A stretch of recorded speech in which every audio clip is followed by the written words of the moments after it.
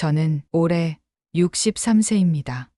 대학병원에서 35년간 수간호사로 일했죠. 첫 출근 날 하얀 간호복을 입고 거울을 보던 설렘이 아직도 기억나요. 그때는 정말 꿈만 같았거든요. 35년이라는 세월 동안 저는 병원과 환자들을 위해 모든 걸 바쳤습니다. 새벽 6시에 나가서 밤 10시에 들어오는 게 일상이었죠. 아픈 환자들을 돌보는 일이 힘들긴 했지만 그들이 건강해져서 웃으며 퇴원하는 모습을 볼 때면 뿌듯함으로 가슴이 벅차올랐어요. 하지만 집에 돌아오면 또 다른 일이 기다리고 있었습니다. 남편 영수 씨와 아들 준호의 저녁밥을 차려야 했고 빨래를 돌리고 집안을 정리해야 했죠.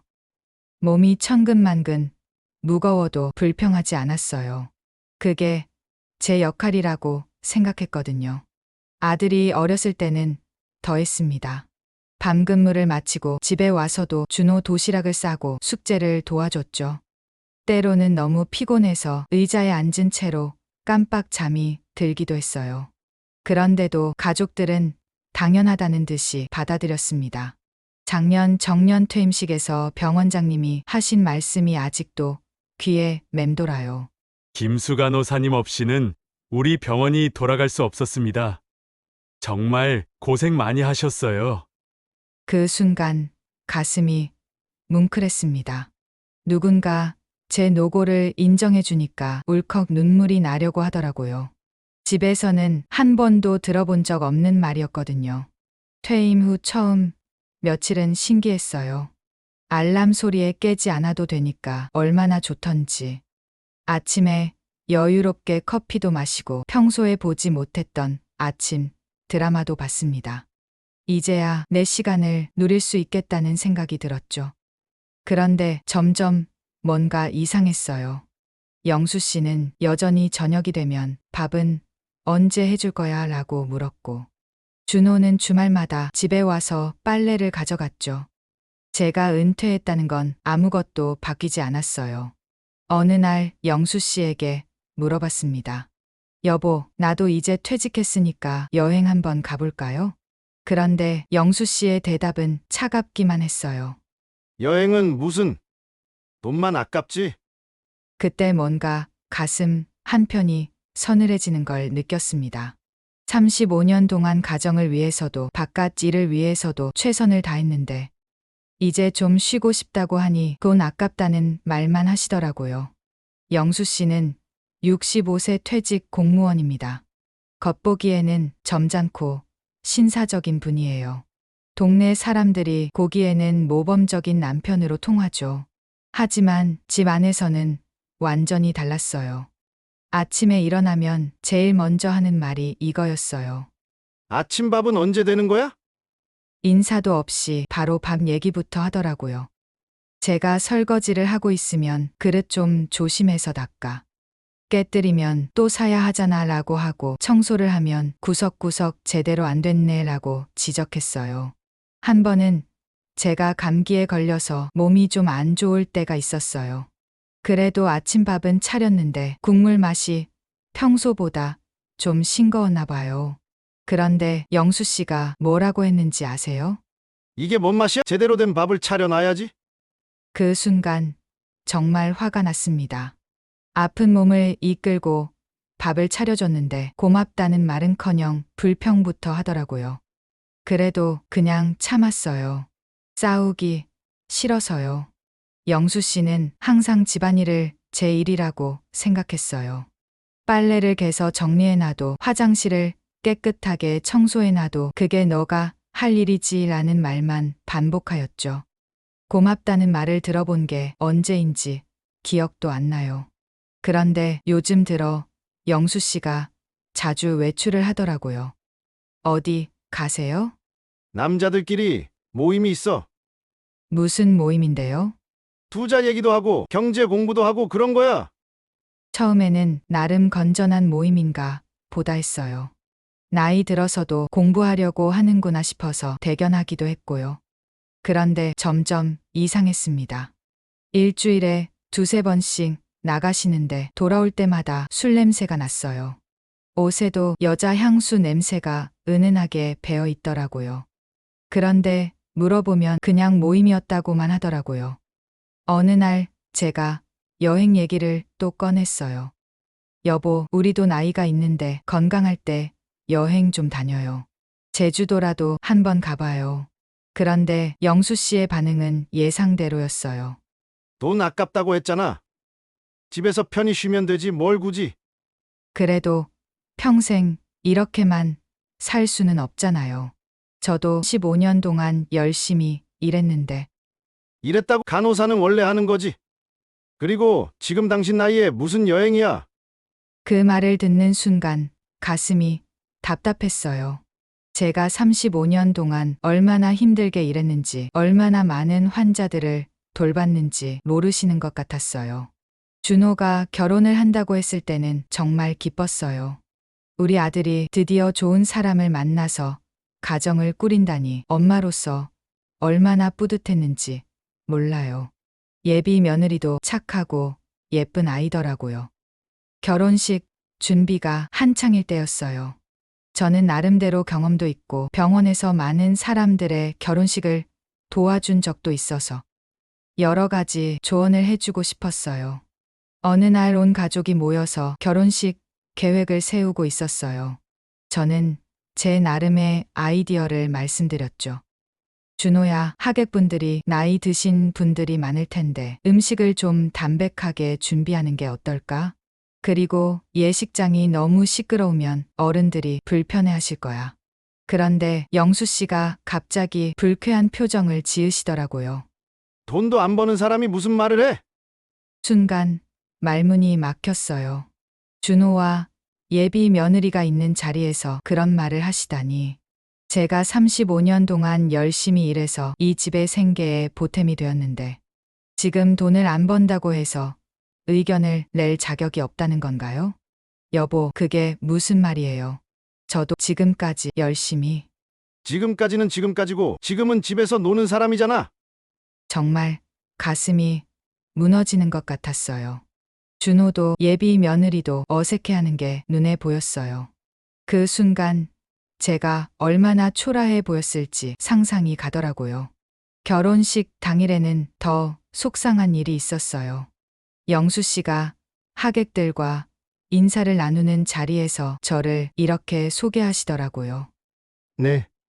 저희 집사람은 지금은 집에서 좀 쉬고 있어요. 집에서 쉬고 있다고요? 제가 35년 동안 수간호사로 얼마나 힘들게 일했는지, 얼마나 많은 사람들을 도왔는지는 한마디도 안 하시면서요. 그냥 지금 집에서 노는 사람처럼 소개하시더라고요. 그 순간 정말 자존심이 바닥에 떨어진 기분이었어요. 제가 무슨 잘못을 했다고 이렇게 무시를 당해야 하나 싶었죠. 35년 동안 환자들을 돌보고 집안을 꾸려왔는데 이제 돈을 안 번다고 해서 존재 가치가 없어진 건가요? 화장실에서 혼자 울었어요. 거울을 보니까 초라한 중년 여자의 모습이 보이더라고요. 언제부터 이렇게 되었을까? 언제부터 나는 투명 인간이 되었을까? 상처받은 마음을 달래려고 동네 도서관에 가게 되었어요. 책을 읽으면 마음이 좀 편해질 것 같았거든요. 평소에 바빠서 읽지 못했던 소설들을 빌려볼 생각이었죠. 도서관 입구에서 책을 고르고 있는데 누군가 뒤에서 제 이름을 부르더라고요. 수간호사님 맞죠? 뒤돌아보니 익숙한 얼굴이었어요. 박영민 선생님이었죠. 제가 병원에 다닐 때 내과 과장으로 계셨던 분이에요. 지금은 70세가 넘으셨을 텐데 여전히 단정한 모습이셨어요. 어머, 박 선생님, 안녕하세요. 이렇게 뵙다니 반갑네요. 은퇴하신 후 어떻게 지내세요? 오랜만에 제게 존댓말을 하시는 분을 만나니까 마음이 따뜻해졌어요. 병원에서는 항상 그래왔지만 집에서는 한 번도 경험해보지 못한 대우였거든요. 그냥 집에서 쉬고 있어요.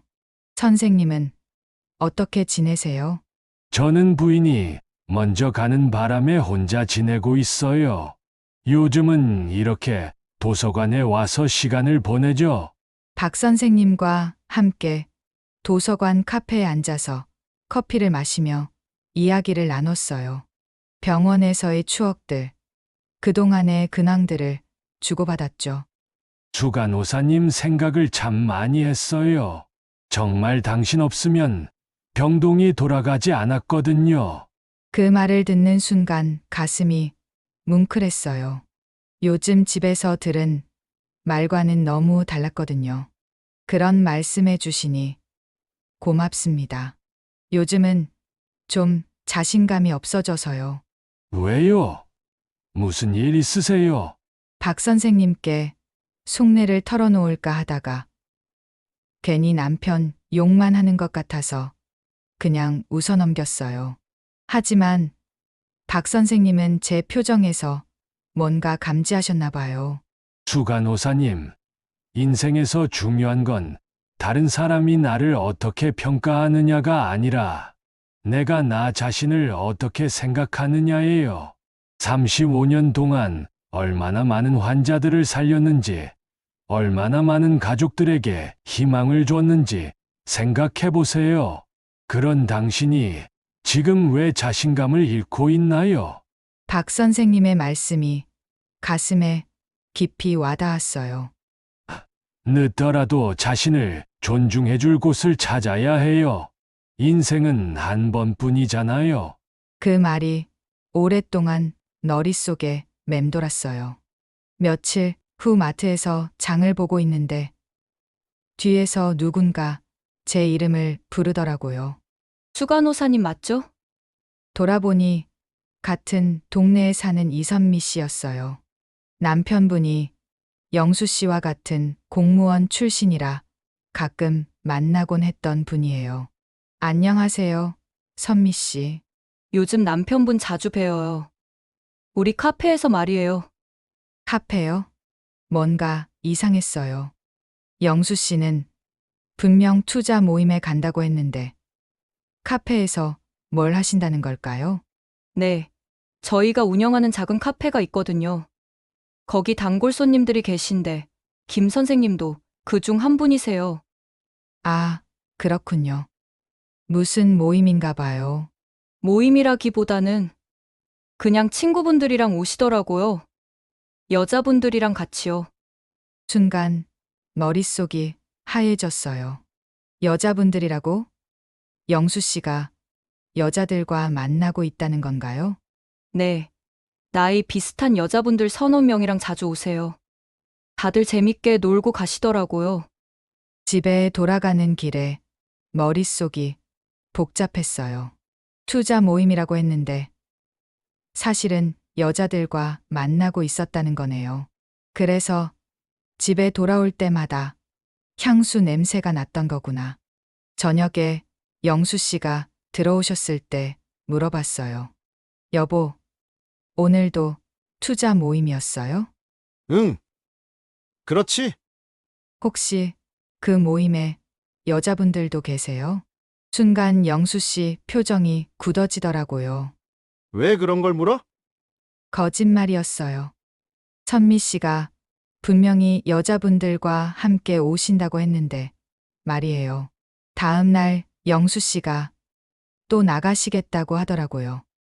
영수 씨가 나간 후 저는 결심을 했어요. 진실을 확인해 봐야겠다고 선미 씨가 말한 그 카페에 가보기로 했죠. 카페에 도착해서 조심스럽게 안을 들여다봤어요. 그런데 정말 영수 씨가 거기 있었어요. 그것도 여자 3명과 함께 앉아서 웃고 떠들고 있더라고요. 더 충격적인 건 영수 씨가 그 중 한 여자의 손을 잡고 있었다는 거예요. 50년 넘게 살면서 이런 배신감은 처음이었어요. 집에 돌아와서 기다리고 있었어요. 영수 씨가 들어오자마자 따졌죠. 여보, 투자 모임이 뭐예요? 제가 다 봤어요. 카페에서 여자들이랑 있는 거. 순간 영수 씨 얼굴이 새파래졌어요. 그러더니 오히려 화를 내시더라고요. 그래서 친구들이랑 만나는 게 뭐가 잘못됐어? 바람이 아니라 그냥 친구야. 넌 이해 못할 거야. 30년 넘게 함께 살아온 남편이 다른 여자들과 어울리고 있다는 사실이 믿어지지 않았어요. 며칠 동안 밥맛도 없고 잠도 제대로 오지 않았어요. 그러던 중 옛날 일기장을 발견했어요. 결혼 초기에 썼던 일기들이었죠. 오늘도 영수가 늦게 들어왔다. 회사 일이 힘들다고 하니 이해해야겠다. 내가 더 잘해야지. 병원에서는 인정받는데 집에서는 왜 이렇게 무시받을까? 나도 열심히 살고 있는데. 20대, 30대 때부터 이미 항상 제가 참고, 제가 이해하고, 제가 희생하는 패턴이었던 거죠. 그런데 40년 넘게 아무것도 바뀌지 않았어요. 박 선생님이 하신 말씀이 떠올랐어요. 내 인생의 주인공은 나여야 한다. 지금까지 남편의 인생, 아들의 인생에서만 조연으로 살았던 거죠. 다음 날 법무법인에 전화를 걸었어요. 변호사 상담을 받고 싶다고 했죠.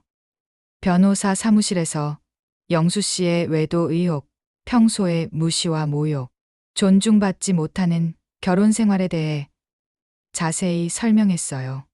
혼인 기간이 30년이 넘으시니까 재산의 절반은 받으실 수 있어요. 그 말을 듣고 안도했어요. 최소한 경제적으로는 혼자서도 살 수 있을 것 같았거든요. 영수 씨에게 이혼 의사를 밝혔을 때 정신 나갔어?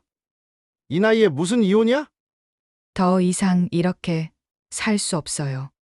제가 알아서 할 거예요. 준호에게도 말했어요. 처음에는 깜짝 놀라더니 나중에는 이해해 주더라고요. 엄마가 행복하시는 게 더 중요해요. 원룸을 계약하고 드디어 이사하는 날이 왔어요. 30년 넘게 살던 집을 나서는 게 쉽지 않았지만 발걸음은 가벼웠어요. 혼자 살아보니 생각보다 힘든 일이 많았어요. 전구가 나갔는데 갈아 끼우지 못해서 한참을 끙끙댔죠. 결국 어둠 속에서 울먹이고 있었어요. 정말 내가 할 수 있을까?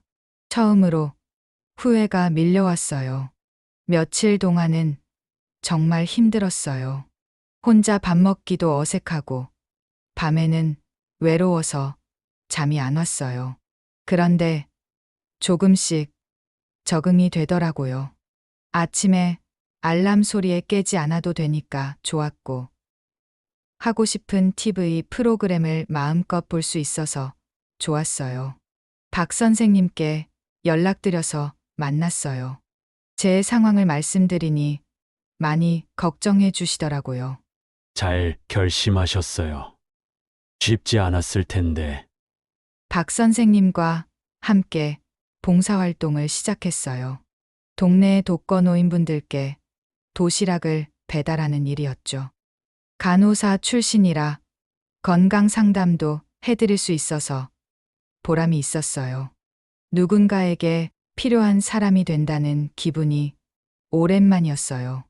건강 모임에도 가입했어요. 같은 나이대의 여성들이 모여서 요가도 하고 등산도 가는 모임이었어요. 비슷한 처지의 사람들과 이야기하니까 마음이 편해졌어요. 준호가 제안했어요. 엄마, SNS 한번 해보세요. 요즘 시니어분들도 많이 하시더라고요. 시니어 간호사의 일상이라는 이름으로 계정을 만들었죠.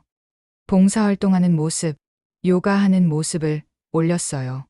점점 사람들이 관심을 보이더라고요. 63세에 새로운 시작하시는 모습이 감동적이에요. 제 경험이 다른 사람들에게도 도움이 되고 있다는 걸 알았거든요. 6개월이 지나니까 혼자 사는 생활이 완전히 자연스러워졌어요. 전구 갈아 끼우는 것도 익숙해졌고, 간단한 수리도 유튜브 보면서 할 수 있게 됐죠. SNS 팔로워도 1000명이 넘었어요. 댓글로 응원해주는 분들이 많아서 더 열심히 하게 됐죠. 간호사로서의 경험을 살려서 건강 정보도 올리고 시니어 라이프에 대한 솔직한 이야기도 나눴어요. 준호가 손주를 데리고 찾아왔어요. 할머니! 준호가 용돈을 주고 가려고 하는데 받지 않았어요. 엄마도 이제 돈 벌어요. SNS에서 광고도 하고 건강 상담도 해주면서 조금씩 수입이 생기고 있었어요. 아들이 저를 대단하다고 하니까 정말 뿌듯했어요. 봉사활동도 확대했어요. 요양병원에서 간병 봉사를 하기 시작했는데 35년간의 경험이 정말 도움이 됐어요. 환자분들과 가족들이 고마워하는 모습을 보면서 제가 정말 필요한 사람이라는 걸 느꼈어요. 어느 날 영수 씨에게서 전화가 왔어요. 어떻게 지내? 잘 지내요. 그때 내가 잘못했다. 다시 생각해보지 않을래? 하지만 제 마음은 이미 돌아서 버렸어요. 고맙지만 이제 늦었어요. 저는 지금이 좋거든요. 그게 마지막 통화였어요.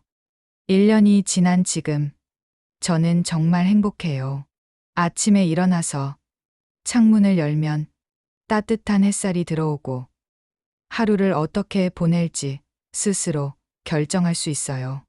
오늘도 동네 카페에 앉아서 커피를 마시며 하루를 시작했어요. 창밖으로 보이는 풍경이 아름다워요. 사람들이 바쁘게 지나가고 아이들이 웃으며 뛰어노는 모습이 보여요. 핸드폰에는 SNS 댓글 알림이 계속 와요. 제 이야기를 보고 용기를 얻었다는 분들, 조언을 구하는 분들, 응원해 주시는 분들. 이렇게 많은 사람들과 소통하며 살 수 있다는 게 신기해요. 63세에 새로운 인생을 시작한다는 건 쉽지 않았어요. 두렵기도 했고 후회되는 순간도 있었죠. 하지만 지금 생각해보면 정말 잘한 결정이었어요. 늦게라도 나를 존중하는 삶을 찾았으니까요. 누군가에게 무시당하지 않고 내가 원하는 걸 할 수 있고 나의 가치를 알아주는 사람들과 함께 할 수 있어요. 지금이 제 인생의 황금기예요. 63세라는 나이가 끝이 아니라 새로운 시작이었던 거죠. 매일 아침 거울을 보면서 다짐해요. 오늘도 나답게 당당하게 살아가자고요. 어제 봉사활동에서 만난 할머니가 제게 말씀하셨어요. 간호사님 보니까 용기가 나요. 저도 뭔가 해보고 싶어져요. 그 말을 들으면서 느꼈어요. 제가 새로운 시작을 한 게 혼자만을 위한 게 아니었구나. 비슷한 처지에 있는 많은 분들에게 희망을 주고 있구나. 준호가 며칠 전에 말했어요. 엄마, 정말 존경해요. 저도 엄마처럼 용기 있는 사람이 되고 싶어요. 아들이 저를 존경한다고 하니 가슴이 벅찼어요. 예전에는 아들에게 무엇을 해준 엄마였다면 지금은 본보기가 되는 엄마가 된 것 같아요. 박 선생님도 자주 만나요. 함께 봉사활동도 하고 때로는 영화도 보러 갑니다.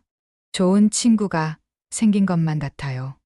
예전 같으면 남자분과 영화를 본다는 것도 눈치를 봤을 텐데 지금은 당당해요. 인생이 이렇게 자유로울 수 있다니 진작 알았다면 좋았을 텐데요. 박 선생님께 그렇게 말씀드렸더니 웃으시면서 대답하셨어요. 지금이라도 늦지 않았잖아요. 앞으로가 더 중요한 거죠. 정말, 그래요. 앞으로가 더 중요해요. 아직 할 수 있는 게 너무 많거든요. 요양원 봉사활동을 더 늘릴 계획이에요. 제 경험과 지식이 필요한 곳이 많다는 걸 알았거든요. SNS도 더 열심히 해서 더 많은 시니어분들에게 용기를 주고 싶어요. 여행도 가보려고 해요.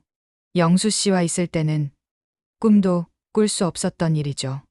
혼자서도 아니면 봉사활동 모임 분들과 함께라도 좋아요. 제주도부터 시작해서 전국 곳곳을 다녀볼 생각이에요. 가끔 영수 씨 생각이 날 때도 있어요. 미안한 마음이 들기도 하고요. 하지만 후회는 하지 않아요. 제가 행복해야 다른 사람들도 행복하게 해줄 수 있다는 걸 이제 알거든요. 어젯밤 일기에 이렇게 썼어요. 63세, 인생의 새로운 출발선에 서 있다. 두렵지 않다. 오히려 설렌다. 앞으로 얼마나 많은 사람들을 만나고 얼마나 많은 일들을 해낼지 기대된다. 네. 저는 지금 새로운 출발선에 서 있어요. 63세라는 나이에 말이에요. 누군가는 늦었다고 할지도 모르지만 저에게는 이제야 진짜 제 인생이 시작된 기분이에요. 매일이 새롭고 매일이 소중해요. 누군가의 그림자가 아닌 온전한 나 자신으로 살아가는 지금이 정말 행복합니다.